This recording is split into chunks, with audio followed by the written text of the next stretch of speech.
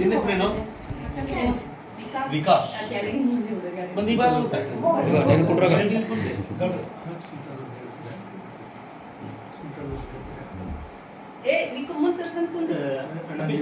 ತಗೊಂಬಿಡಿ phone ಎಲ್ಲ ನೋಡ್ರು.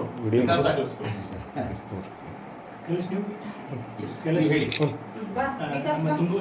ವೀರಭದ್ರೇಶ್ವರ ದೇವಸ್ಥಾನದಲ್ಲಿ ದೊಡ್ಡ ಜಾತ್ರೆ ನಡೆಯುತ್ತೆ.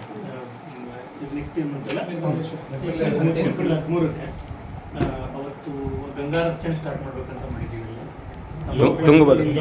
ತುಂಗಭದ್ರಾ ಆರತಿ ಡೆಫಿನೆಟ್ಲಿ ಮಾಡಿ. ನಮ್ಮ ಹುಡುಗರು ಅವ್ರು ಮಾತಾಡಿದ್ರು ಆಗಲಿ. ಒಂದು ಕಂಡೀಷನ್ ಇದೆ ನಮ್ದು ಆರತಿ ಮಾಡೋಕ್ಕಿಂತ ಮುಂಚೆ. ನಾವೆಲ್ಲ ಮಾಡ್ತೀವಿ, ಬಟ್ ಆರತಿಗೆ ಒಂದು ಕಂಡೀಷನ್ ಏನು ಅಂದ್ರೆ ನದಿ ಕ್ಲೀನ್ ಮಾಡ್ಬಿಟ್ಟು ಆರತಿ ಮಾಡಬೇಕು ಅಂತ.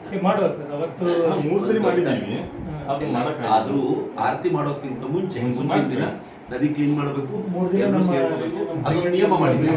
ನದಿ ಕ್ಲೀನ್ ಮಾಡಿ ಮಾಡಿ ಒಂದು ವಾರ ಮುಂಚೆ ಮಾಡಿದ್ರು ಪರವಾಗಿಲ್ಲ. ನದಿ ಕ್ಲೀನ್ ಎಲ್ಲ ಕ್ಲೀನ್ ಮಾಡ್ಬಿಡ್ತಾರೆ. ಜಾತ್ರೆ ಆದ್ಮೇಲೆ ಗಲೀಜ್ ಆಗ್ತವೆ. ಅಲ್ರಿ ಜಾತ್ರೆ ಮುಂದೆ ಜಾತ್ರೆ ಆದ್ಮೇಲೆ ಕ್ಲೀನ್ ಮಾಡ್ತೀವಿ.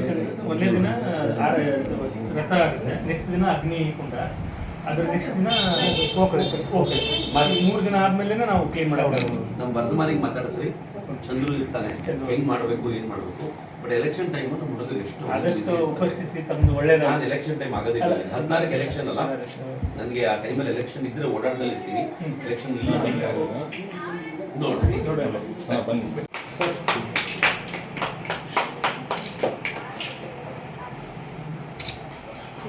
ಈ ವರ್ಷ ಆರ್ಟಿಸ್ಟ್ಗಳಿಗೆ ಸನ್ಮಾನ ಅಂತ, ಕಲಾಕೃತಿ ಮಾಡೋ ಸನ್ಮಾನ. ಪ್ರತಿ ವರ್ಷ ಒಂದು ವರ್ಗಕ್ಕೆ ಸನ್ಮಾನ ಮಾಡ್ತೀವಿ ನಾವು. ಈ ವರ್ಷ ಇದು ಸಿಕ್ಕಿದೆ.